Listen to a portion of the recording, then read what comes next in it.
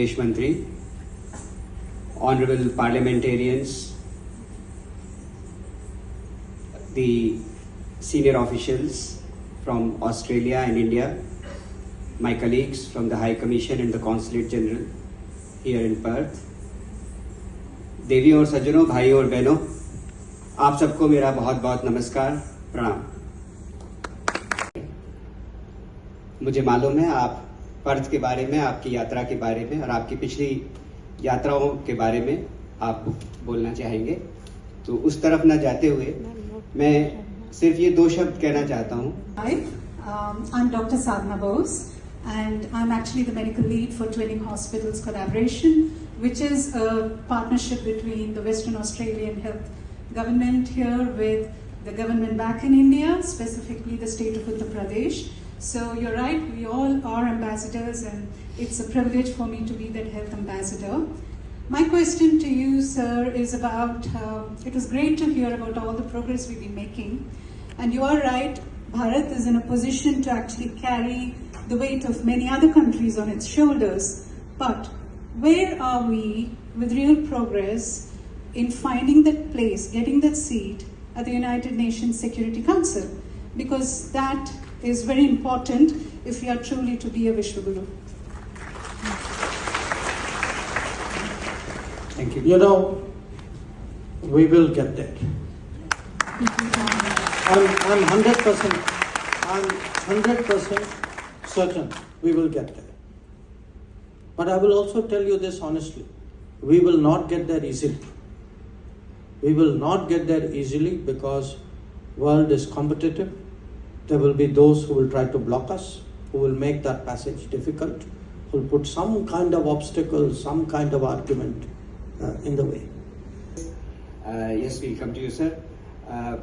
Please reach the mic here. Please keep your question very brief, introduce yourself, and we will perhaps be in a position to take maybe 2 or 3 questions. Here, second row.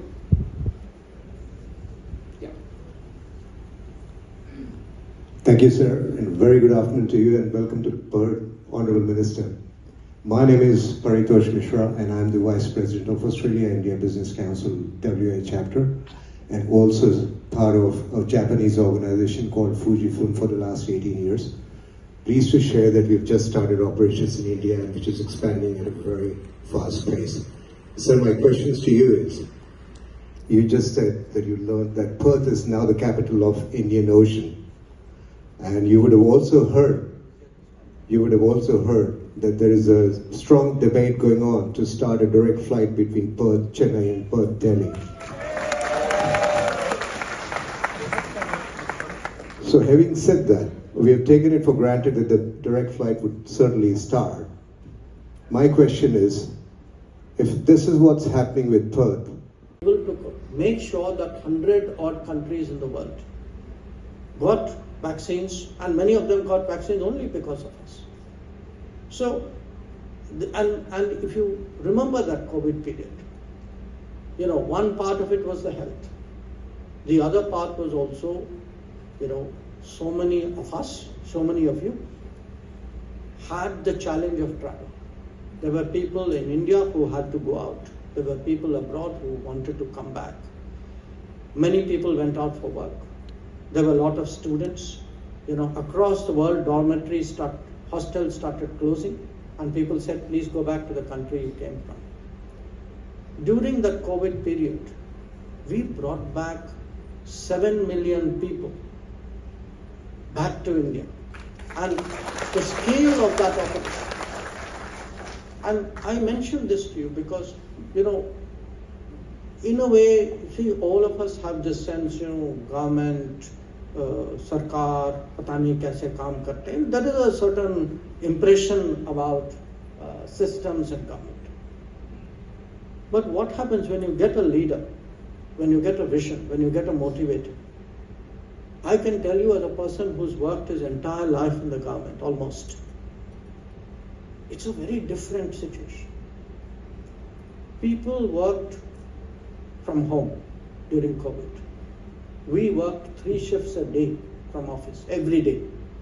And we could do this because we were motivated. There was a drive, there was a sense that look, we have to find under this Prime Minister a solution, a way forward, and we cannot let down our people. So that today, that sense that we have a community abroad, that there are 3.5 crore people who are of Indian origin, हमारे समुदाय के हैं या हमारे मूल के हैं, and that sense of responsibility and care and that empathy for the Indian community, that has been another big hallmark of this decade.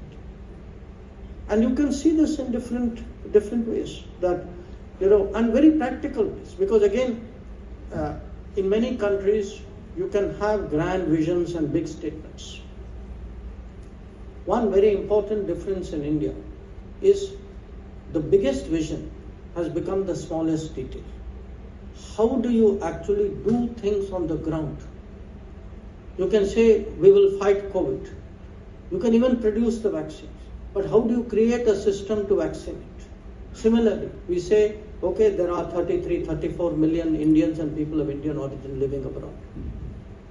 How do you actually set the systems in place? And you know, many people are today, what are the two most common problems? And I'm sure some of you at least at some point would have experienced it. You lose your passport. Okay. 10 years ago, 20 years ago, it would have taken 2 weeks in a good case for you to get some kind of replacement document. Today, because we are digital, there is a database. I mean, you will probably get it the same day or the next day. You can see the difference. I mean, I say this as someone who's worked in 8 embassies. I can see the difference in my own embassies. That the sense of service, that the feeling that today we are there actually for the community, that has.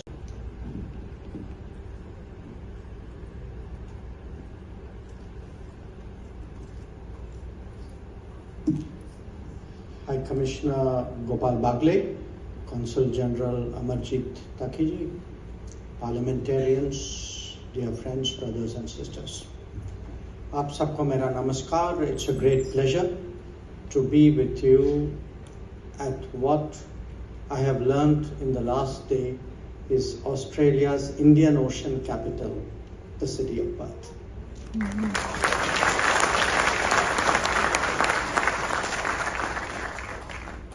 You, of course, know, or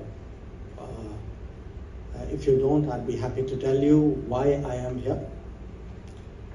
I'm here for an Indian Ocean conference which started yesterday. It took place today.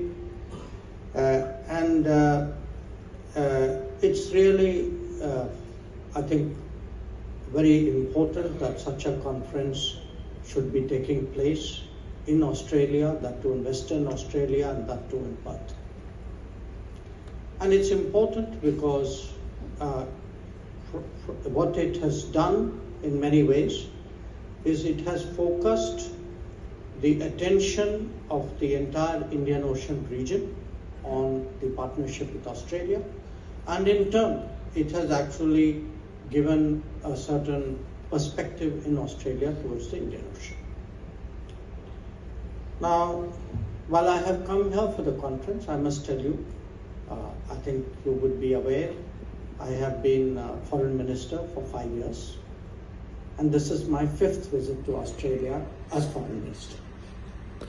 So, on an average of 1 visit a year, I don't know how many other foreign ministers in the world can say that.